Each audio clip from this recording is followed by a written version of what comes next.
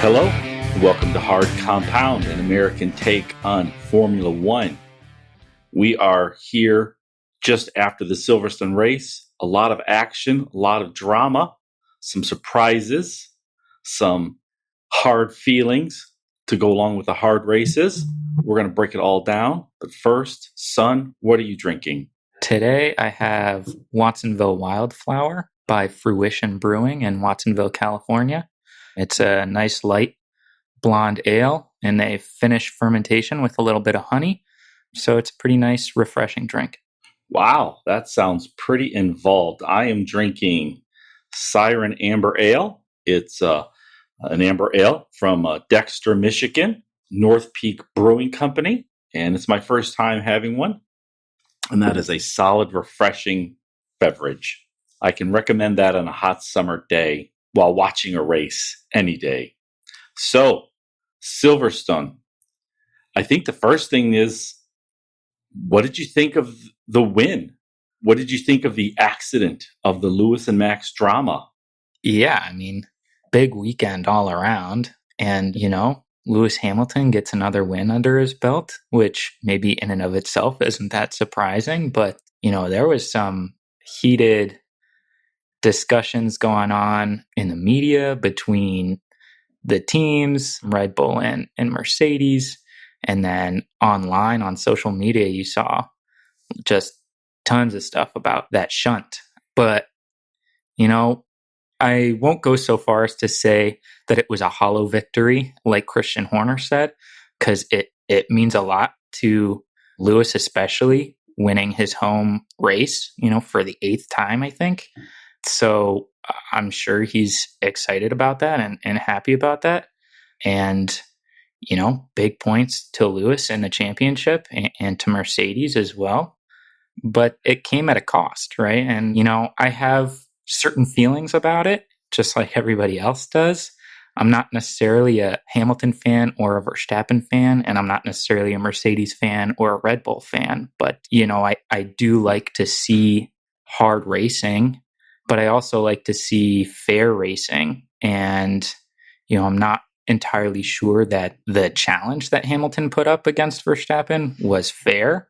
And then, the ruling and the punishment that the stewards came down on, I think it's hard to say whether or not that was fair, because in the end, it didn't matter at all.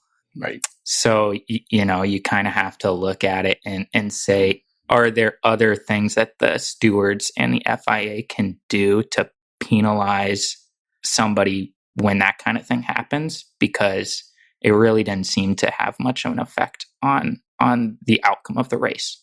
Yeah, I think Christian Horner called it dirty racing, I think. I don't like to agree with Christian Horner, but in this case, I do. I like aggressive racing. I like when they challenge each other, go for position, try to pass, overtake. But in this instance, I've watched that crash multiple times, and there is no way I can see how that was going to result in anything other than Lewis taking Max out. The stewards say, they judge incidents based on the actual incident, on the contact itself, not on the outcome. And I agree with that standard. I think that's a fair and appropriate standard. I just don't think it was applied correctly in this case.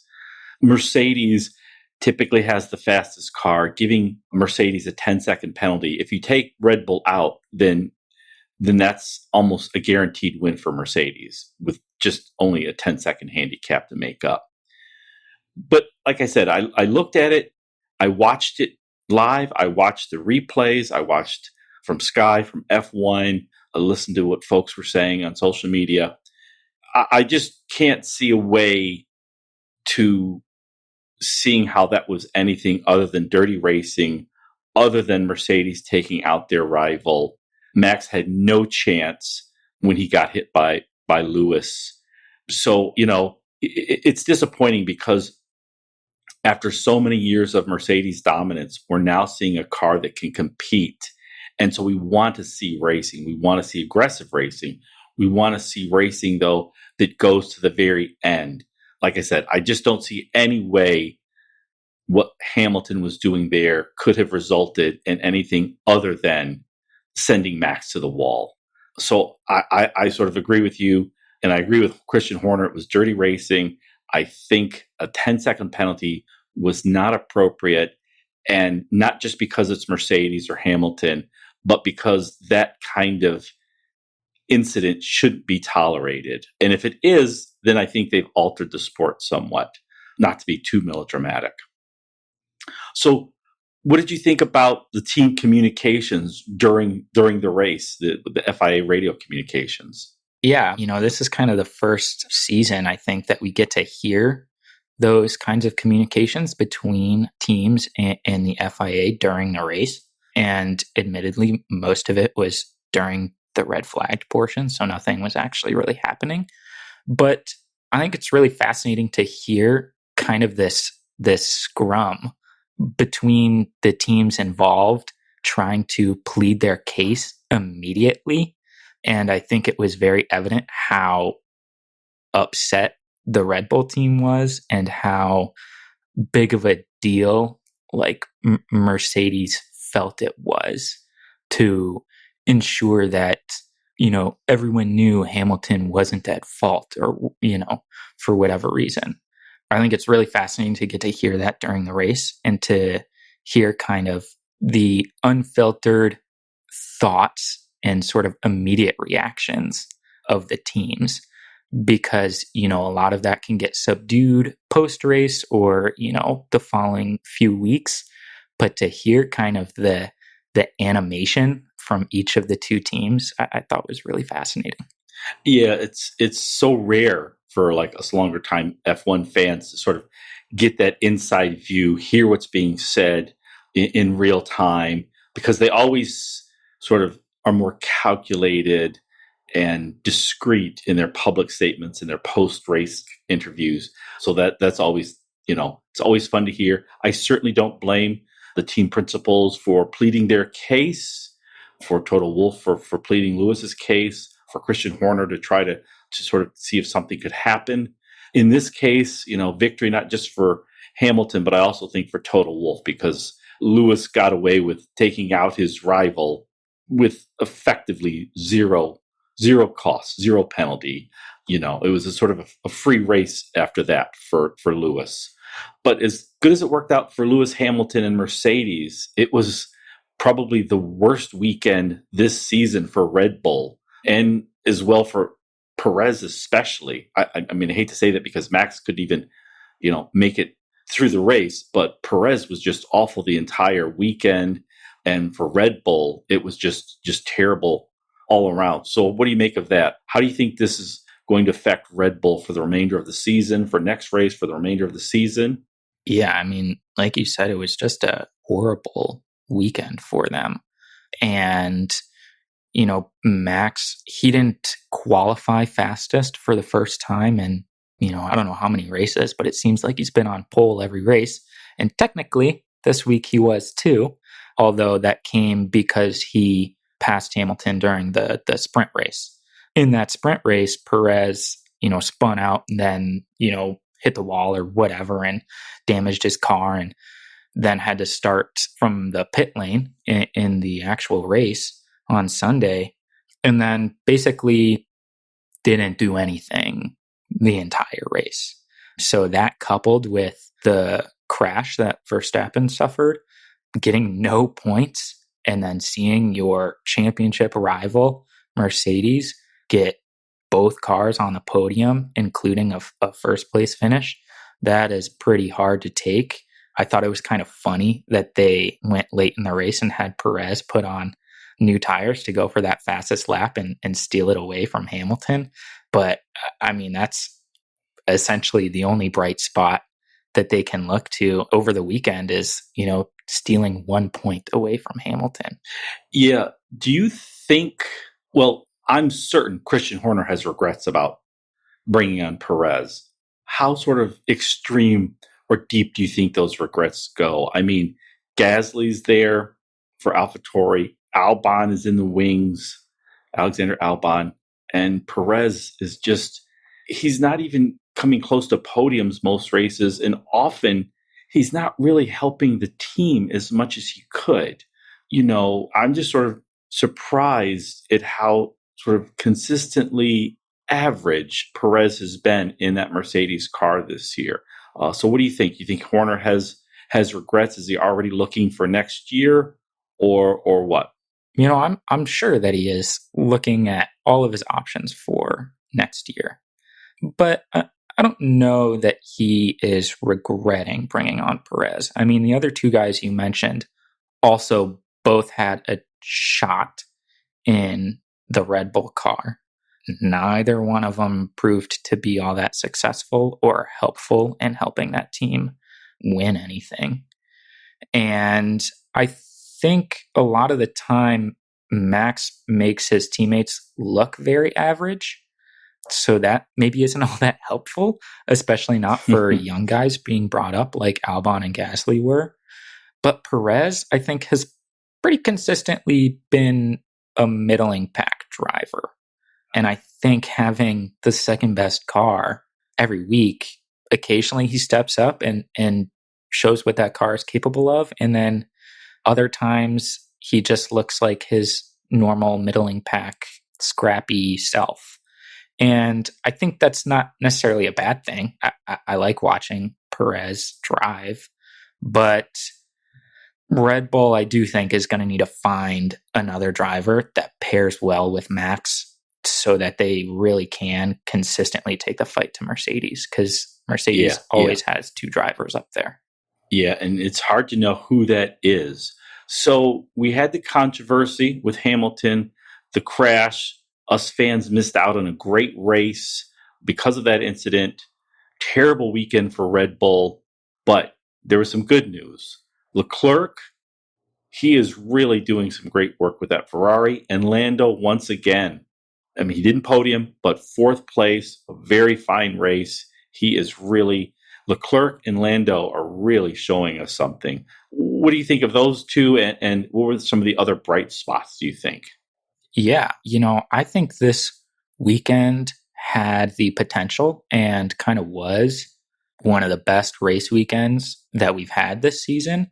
Unfortunately, it was kind of marred by that first lap collision between the two championship leaders. But yeah, like you said, Charles Leclerc was pretty incredible. Had, just an outstanding drive in that Ferrari, was helped by Perez in the sprint race to get up to P4, and then, kind of went about his business during the race. He was the only person that put any kind of pressure on Hamilton after that collision.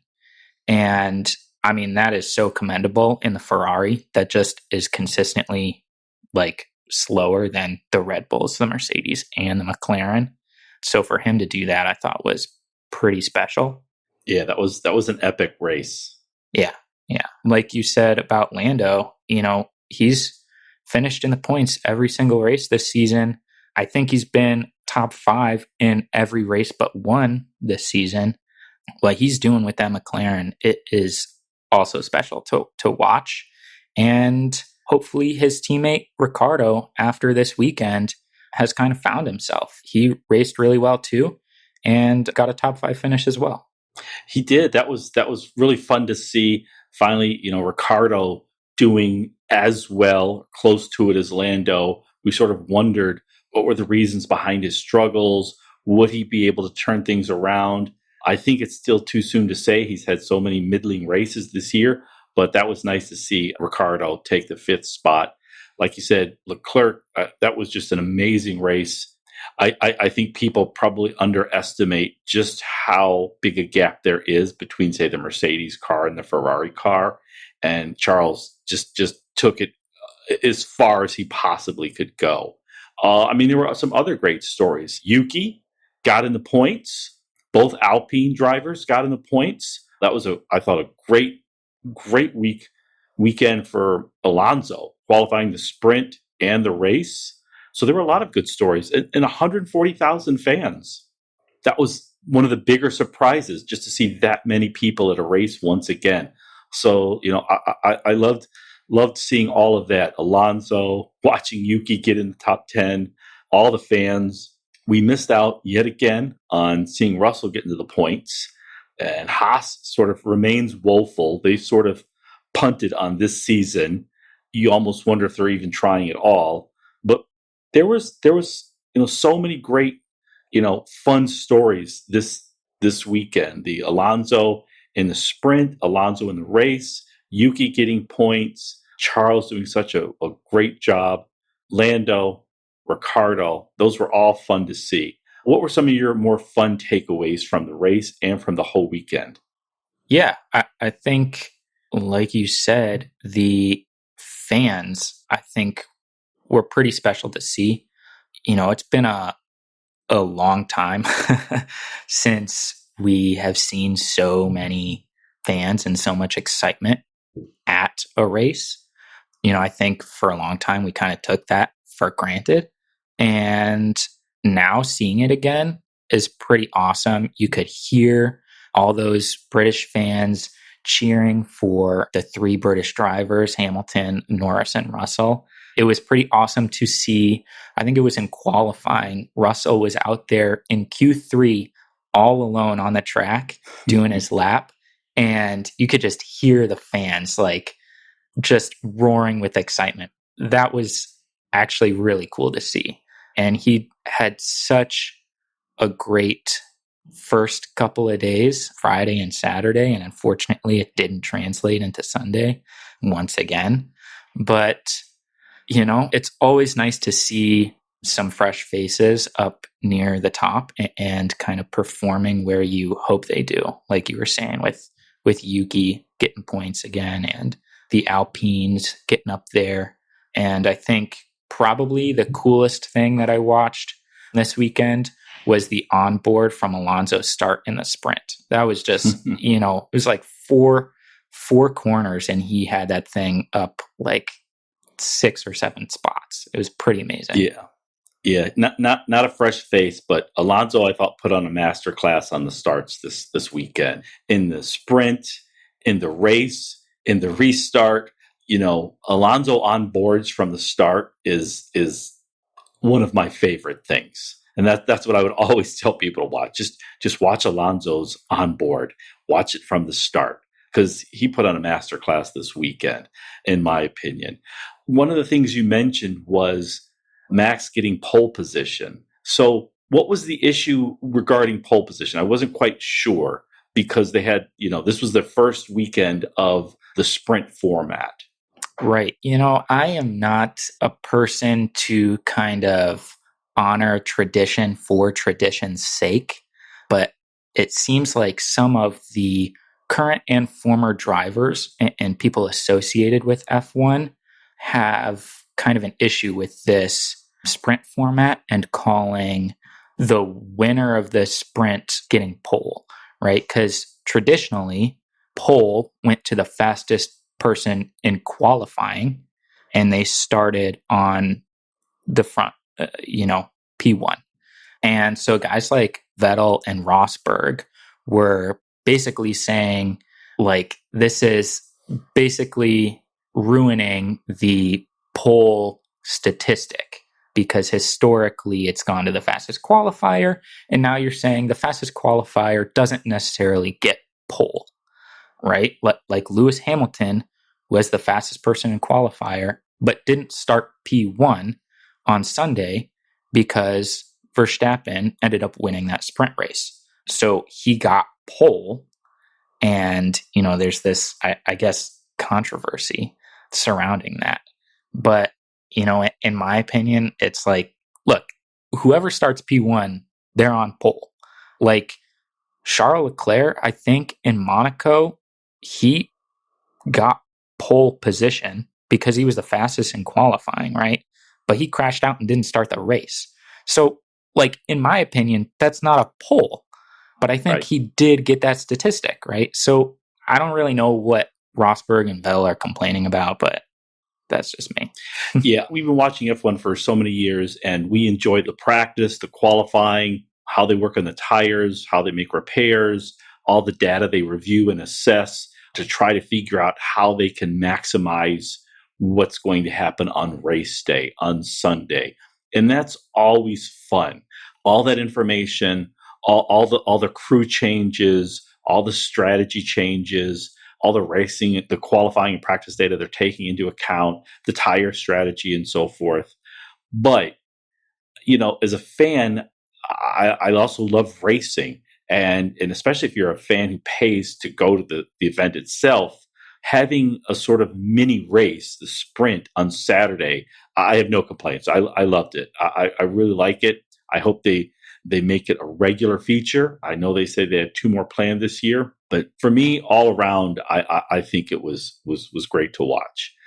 Sort of before we end the sort of recap of the Silverstone race, any thoughts on how close it's now become with Max getting taken out from Sunday's race? He's now only 8 points ahead, and in the driver standings, and Red Bull is only 4 points ahead.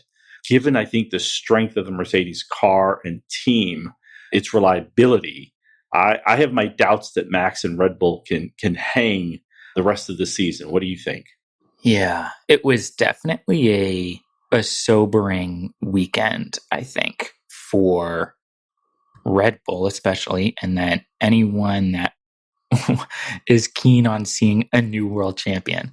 I want to believe that Verstappen can hold out. He's been just so incredible, so focused, and so determined this season. And Red Bull have put together a car that can compete with Mercedes. The last 7 years, nobody could. Red Bull have figured out how to compete with them. And I think they're just going to keep busting their asses until the season's over. And at that point, I think it will be very close. And you know what? Just because I'm hopeful, I'm going to say that Verstappen will win the Drivers' Championship, although I'm less certain that Red Bull will win the Constructors' Championship. Yeah, I hope you're right. There's no quit in Max. There's no quit in Christian Horner. They are going to take it to Mercedes every race, every practice, every sprint. I just don't think they have the car that can mount that challenge consistently over the remaining course of the season. I hope I'm wrong, though, because it is so much fun to actually watch competitive F1 racing. Now, switching gears, moving away from a recap of Silverstone, prior to the race, there was a lot of talk about team interest in Gasly, who's now with the Red Bull B team AlphaTauri, and potential Mercedes signing of George Russell. Nothing came of those rumors. Both, I believe, are still unsigned for next year. What do you think is going to happen with Gasly next year, and what do you think is going to happen with George Russell next year? Yeah, we get kind of rumors like this every year, kind of around this time and into August. And especially with young and visibly talented drivers like Gasly and Russell, they're kind of a hot commodity in F1. And, I think that for Russell, I can't imagine Mercedes not just bringing him to the Mercedes team. He's been signed with them for so long, since he entered F1, and has been racing for Williams at the back of the pack since then. He came in for one race last year and absolutely blew everybody away. If not for a total team screw up, he would have easily won that race. I can't imagine that Mercedes would pass up another year without him driving alongside Hamilton. It just doesn't seem right. So, I don't think that there's any kind of weird, sneaky stuff going on behind the scenes, because we didn't get that announcement this weekend. I still fully expect him to sign on with the Mercedes team for next season.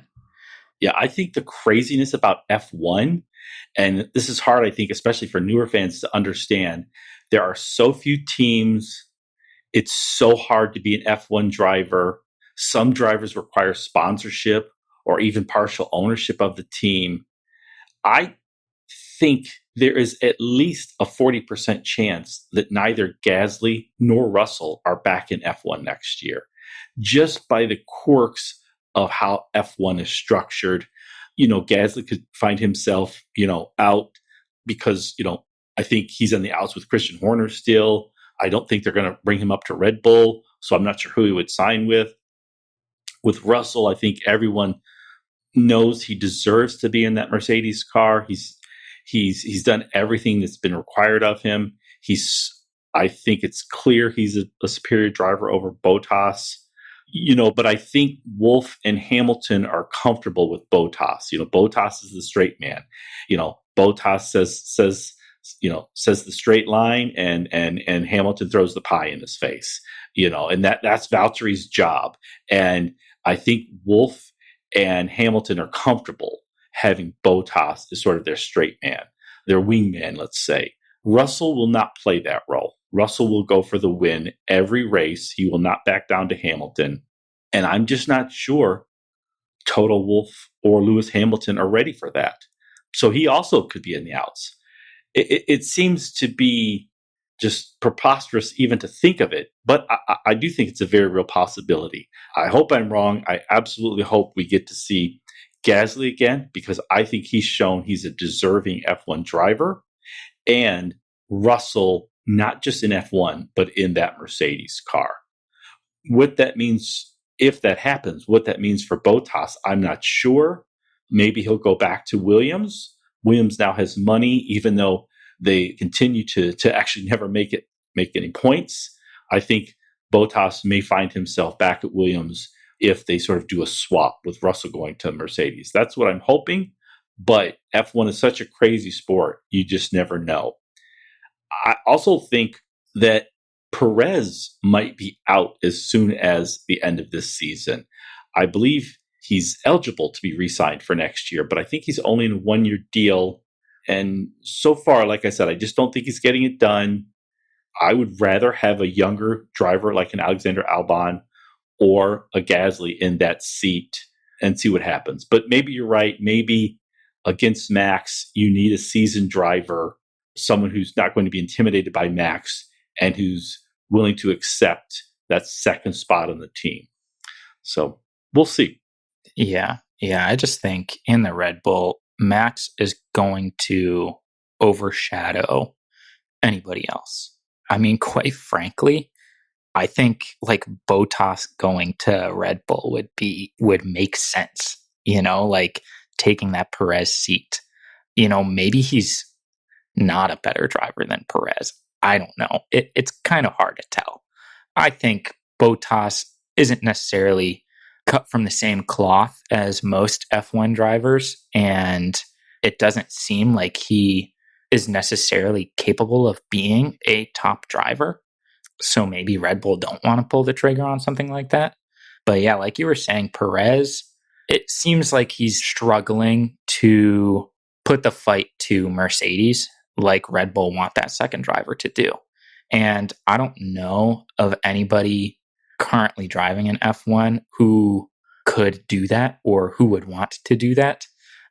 Just kind of like if you look around the whole field, I think you would have to look at older drivers, guys like Vettel or Alonso, to come to that team and not necessarily play second fiddle to Max, but kind of help boost him and the team and really kind of push them over the hurdle to beat Mercedes at some point. Because I don't think if you bring Gasly up, you're going to do that. Yeah. Okay. Yep. I think the rumors will continue until they are both signed, or all of them are signed or out. Next segment, Engineering 101. The new fans hear about DRS all the time in the races, drag reduction system. We also got to hear it on Saturday because it was available during the sprint. So can you give, for the new F1 fans, a quick sort of overview on what DRS is? Sure. Yeah. So like you said, DRS, it stands for drag reduction system. And I think since 2011, it's been in F1, it's been a part of the vehicle design. And it's supposed to help overtaking possibilities. And basically what it does is the rear wing of the car opens up for reduced drag, which basically just means there's less air resistance, and that makes a higher top speed possible. So, really, on race days, drivers can only use it in sort of designated DRS zones. I think there's usually one or two per track. And those are like the long straights, pretty much. And the reason for that is because reducing drag is also going to reduce your downforce, and you're not going to get the same grip in the corners, which is what you really want. So they open up on those long straights and close when you're going around the twisty parts. Drivers have to be within 1 second of the car in front of them when passing by these detection zones in order to be able to use their DRS. And those detection zones are like right before the DRS zone, or kind of like at the start of the corner before you get onto those straights. And I'm pretty sure there are just kind of like these time detection things that can tell a driver basically when they are within 1 second of that car in front of them. And a light comes up on their steering wheel because they have so much stuff on that wheel. And they can just click a button and open up that rear wing, and it will give them something like 6 to 10 miles per hour of increased speed on those straights, which, as you can imagine, helps you get a lot closer to that car in front of you and can help you pass them. Super. Yeah, I hear it all the time, and you always hear them saying, they're in the DRS zone, and will they be overtake? So, kind of interesting to sort of know the specs behind it and the rules behind it. You also mentioned the steering wheel, the steering column. I happen to be at the Henry Ford Museum in Detroit, and they had a couple recent Indy cars, and it's just amazing all the data and all the buttons flashing around on those steering wheels. And those were Indy cars. They're even more complex than F1. So you wonder just, how the drivers are able to process all that information and take advantage of all the settings on their steering column. But while I was looking at the Indy cars, it got me thinking about how much money is in F1 and how much money it would take to operate a team. But that also led me to wondering, how could I buy a stake in F1? Is that even possible? And as I looked into it, Liberty Media, which is essentially American run, bought F1 for about $8 billion or so several years ago. But Liberty Media owns a variety of sports franchises, media franchises, cable companies, cable distribution and content. So buying a share of Liberty really isn't going to get you close to owning a piece of F1. But I did find out that there are a variety of funds. One in particular has the interesting share code of MVP. It's a sports stock trading fund, and they've got about $10 million in assets, but they own chunks of Liberty. They own, I believe, some small amounts of Ferrari, of Puma. I think they own some small amounts of some European soccer teams. So I just thought that was interesting that, for you could buy one share of MVP. It's, I think, currently priced around $14 or so, and own a tiny, tiny piece of F1. So I just thought that was fun, especially for American fans who may not be able to go and actually attend races in person. There actually is a sort of roundabout means of buying a small piece of F1. Why don't we talk about the next race? I think it's still a week away. There's this sort of odd break in the season, 2 weeks, I think, from Silverstone to the next race, which is in Hungary. And then I think at least 2 more weeks, maybe even 3 for the next race after that. Do you have any predictions for Hungary? Hungary is, I think, kind of an interesting track because there aren't very many long straights. I think that the start-finish straight is like the one really long straight part of the track. So I think it's a really high downforce track, which seems to benefit Red Bull and Ferrari. So I'm thinking those two teams might do pretty well there, especially Red Bull. You know, you think about how bad this weekend was. I'm sure they're going to want to come back and they'll have a point to prove there, especially a guy like Perez and Verstappen is going to want to, you know, expand that championship lead again. So I'm thinking those two teams are going to do really well. And, you know, last year, I think it was wet to start the race, but usually it's pretty hot in Hungary. So tire degradation might be an issue. And I'm thinking, you know, the guys who can hold on to their tires for the longest are probably going to do the best. Yeah. Oh, good. Leclerc has seemed like he's getting really good at that. I hate to make a prediction because I was so off for Silverstone.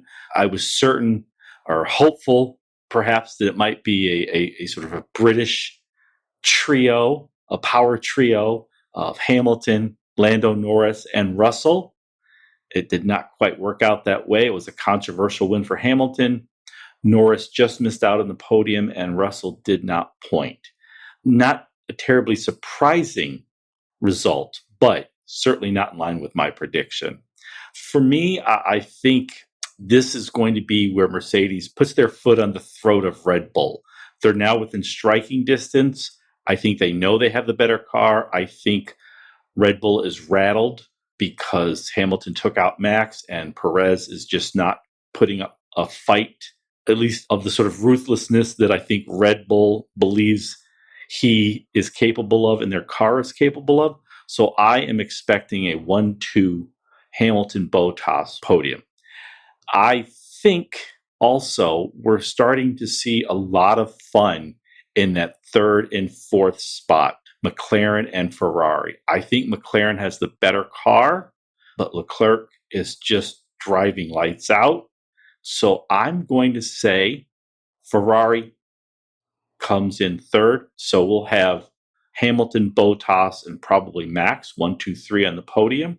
But after Mercedes and Red Bull, I think it's going to be Ferrari with Charles Leclerc just ahead of Norris.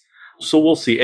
Any sort of crazy prediction, any sort of wild imaginings for the Hungary race, considering all the controversy and surprises of what happened here in the UK?